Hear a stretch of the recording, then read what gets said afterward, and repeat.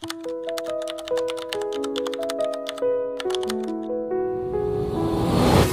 is a teleserye pitch all about? Our teleserye pitch mainly revolves about the concept of migration. So migration is still relevant from the year that the story was published in the year 2002, and it's still relevant in the year 2025. So our story revolves about the migration of our main character Teray, who is selfless to be described, and she is the one who provides for her family.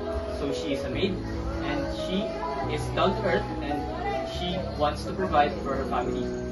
She had a family of 5, his husband Manong Fred, his daughter Akay and Tina, and his son who is Jen. So she is described to be selfless since throughout the story she remains selfless since all she does is give. She gives and she gives and she gives just to provide for the family that she is responsible for. Our teleserye pitch is connected to the text from the at Manila since the concept of migration from the province to Manila was tackled. So in our teleserye pitch, Teray was the one who migrated from province to Manila to survive life, and from the at Manila, Julia was the one who migrated from the province to Manila to forget something about her past. So the 21st century social issue that was reflected or shown within our story from the Manila is the human migration, wherein people from the provinces such as Antique tend to move to Manila due to their specific point of view, which is the Manila-centric point of view, in which they think that Manila is a superior province compared to the other provinces, thus making Manila a place for opportunity and for another place to grow, which is certainly true, but that doesn't mean that other provinces in the Philippines do not provide such conditions.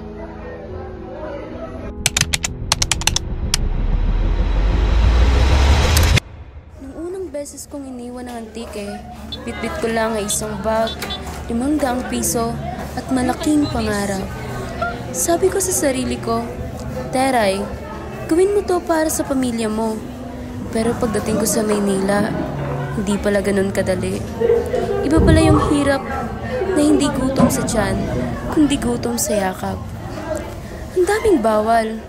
Bawal magpahinga, bawal gumamit ng cellphone. Minsan, parang bawal pang umiyak.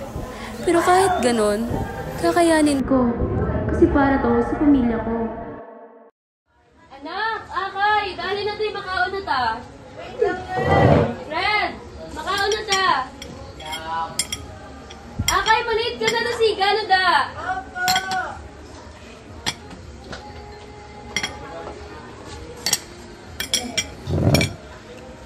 Ano naman po niya Da, huwag ka nagalan mo lang sa pagkaon ha. Kung bakit sarang magitang ulcer mo.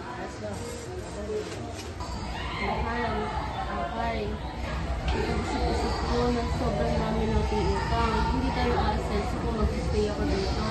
Balak ko magtrabaho sa Maynila ng 6 na buwan para mabawasan yung utang natin sa Toro. Totoo ba, Nay? Kailan alis mo? Kayo mag-alala, hindi ko kayo pababayaan. Kahit maliit ang sweldo ko, sasapat naman siguro rin sa pang-araw-araw natin at sa allowance mo.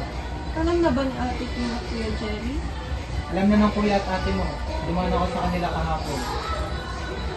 Nay, mamimiss kita. Huwag kang mag-alala. Pag uwi ko, dala ko na yung boutique flags na gusto mo. Hindi ko naman na kailangan po yan, Nay. Dapat na yung nandito ka, Ma.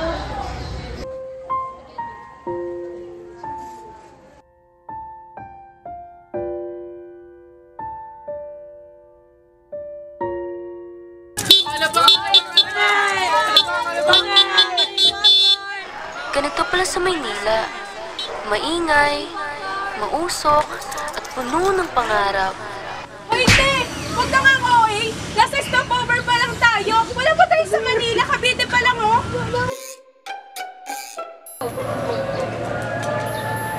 Ganito pala sa Manila. Maingay, mausok, puno ng pangarap.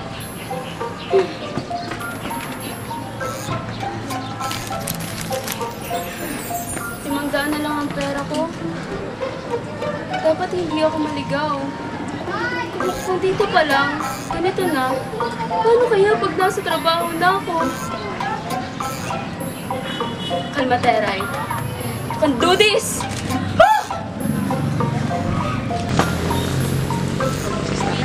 Kuya, pwede ka pa makapag din pa Baklaran? Ha? Ay, nasa Manila nga pala ako. Pwede po magtanong saan papunta Baklaran? Doon, dumiretso ka doon sa may putol na puno. Doon, makikita mo. Okay po, salamat po. Okay.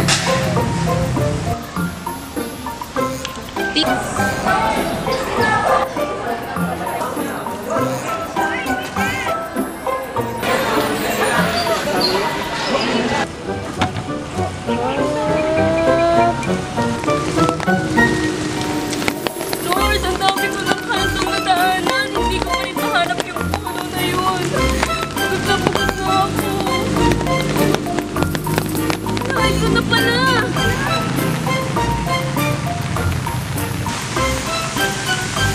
Ito na puno. Saan naman kaya yung Caloocan? Lord, bigyan mo naman ako ng sign.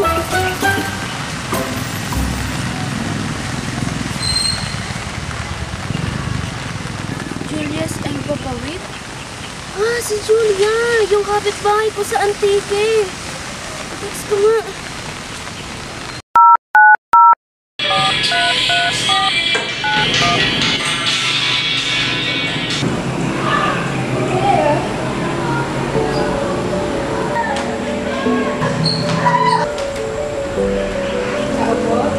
Tao po. Ano nangyari sa'yo? Tara, tara. Tere, ikaw na ba yan? Tara, tara, upo ka. Ano bang nangyari sa'yo? Bakit basang-basa ka? Uy, Jun, nagbawa ka naging balat. Thanks, small things. Gusto mga kabataan mo? Mayroon na si Jerry, si Mulayo, si Angkay Gasquila, HRM. Mayroon ka ni Kikimba sa scholar na buhay na ng pagkulastuhan. Si Tina? Mayroon ang galing yung pisa niya bala. Hindi na sa magpadayin sa eskwela? Ba't wala pa kami kastoryahan na yung tarong? Saan ka galing masugod ka? Basta yun, kaya nang ba? Kaya magbakabako. Idulong ta ka sa terminal Pakadto Caloocan. Alam mo na, baka gabihin ka, mahirapan ka pa.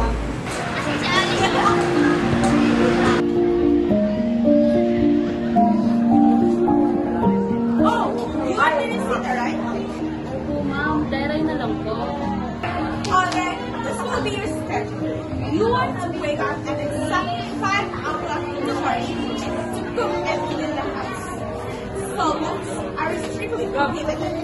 Get it? Bawal po mag-cellphone, ma'am.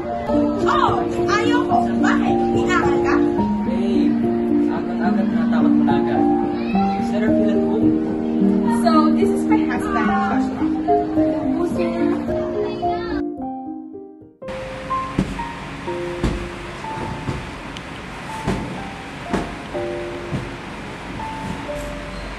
Para sa pamilya.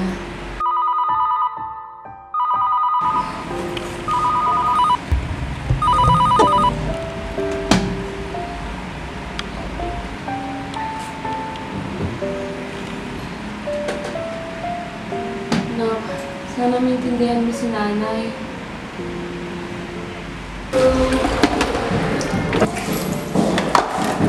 Manang, did you see my socks? It's on your bed, Iho! Taray! Taray! Check on Prince and don't forget to give his medicines. I'll have to go to process these papers. Opo, ma'am! Tatapusin ko lang po ito. Zay, do not make it hard for Manang Teray. Yes, Dad. We'll go now. Let's go, babe! Manang! Where's my car keys? Thank you, Manang.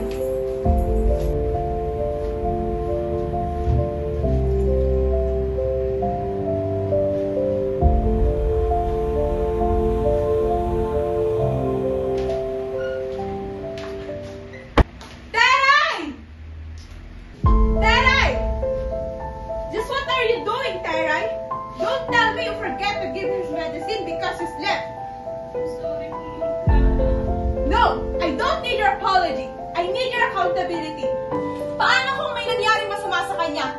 ba magpapagamot sa kanya, ha? Hindi na po maulit. Manang, sorry for what happened yesterday, ha? Kasi talaga pag napatigil ang gamot, hindi na tumatalab ulit. And also, since I will be having guests later, please treat them well. Kaya mo yan.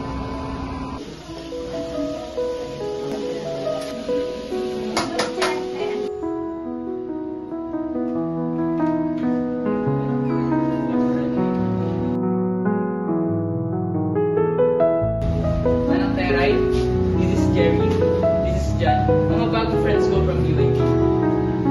Manang Teray, will helper namin dito sa house. Ano ba? Okay lang? Oo, wala naman. Ayos ako. Wala nga siguro. Bumukot sa akin. Tara ka sa kwarto mo. Kwarto, kusina ka mo, wiwilit muna. Manang, mix the best breakfast ha. Swerte talagang anak ko sa Manang Teray, lagi gusto. Buhay pre, mamaya, ilat mo ito yan. Brad, siya na. Bisa ulitin.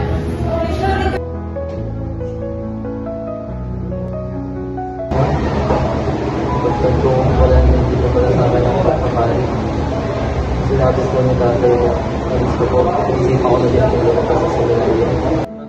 Hirap talaga ako pag walang nanay na pala sa problema. Bumali na ako sa iyo. Mahal na mahal ka ni Mama. Tulog ka namin kung ano po yung kakakin mo. Basta buhay na masaya. Huwag ka lang magbibigay sa amin, ha? Tagal naman, no? Jerry, nasan ka na? What's taking you so long? Guys, pre. Pre, alam namin bading ka. hindi yun. Hindi ba? Sorry. Teray, Oo. yung katulong nyo. Tapos? Nanay ko yun. Nanay mo yun? Seriously? Ang liit lang pala talaga ng mundo natin, no? Ah! So that explains the same facial features that you have with her. Kasi nga, she's your mom. That's good now kasi mas malapit ka na sa mother mo. Alam mo, Jerry, I have to admit this to you. Alam mo bang hangang-hanga ako dyan kay Manang Teray? Kasi palagi niya sinasabi na kaya siya nagsusumikap para sa kanyang pamilya. Which is, ikaw yun, kasama ka dun. Napakaswerte mo dahil nanay mo siya, Jerry. Seminarista ako dati. Ha? Doon ka galing? Teka. Pinalis ka ba doon? Napaibig ka yata sa online to eh. Teka, isa-isa na ka. Hindi, pero seriously, bakit ka umalis? Pagkakao kasi na hindi ko na para sa akin ang Quran.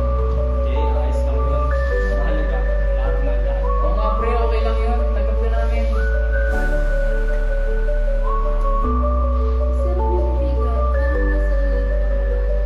Ay, ito nga pala, Zay. Kaya Nakita kay ko. Nilapad sa sala. Pre, turuan mo nga ako ng business math na to. Paano ba to? Sige, ano ba yan? Hindi ko nga mag-gets pre. Paano kaya to? Ito oh.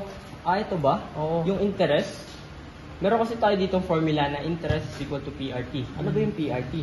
Meron tayong principal, meron tayong rate, at meron tayong term.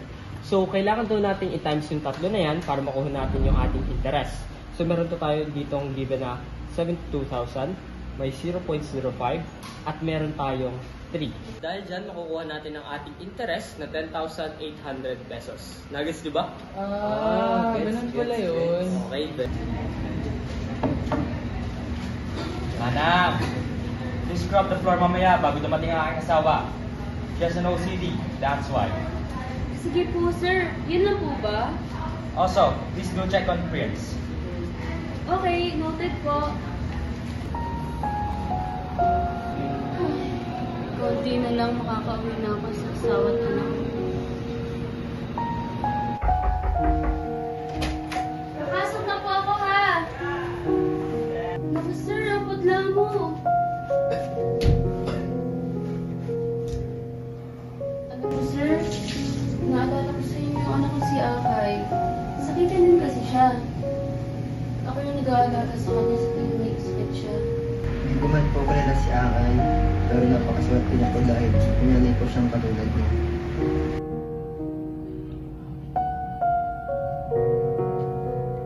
Sir Prince, may kailangan pa po ba kayo? Wala na po, Manang. Thank you for taking care of me. Okay po. Nilinisin ko lang po yung mga ito sa kusina, ha?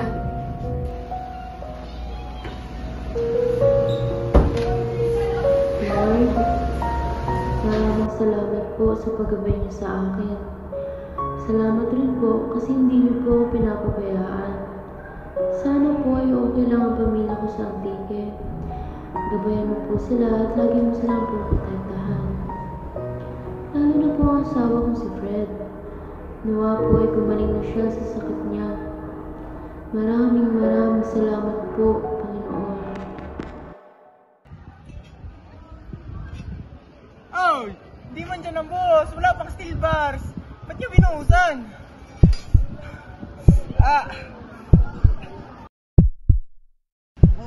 Boss! Boss! Teka lang, boss. Okay na ako. Ayan, boss. Uy, boss! Boss! Tulong! Tulong! Tulungan niyo kami!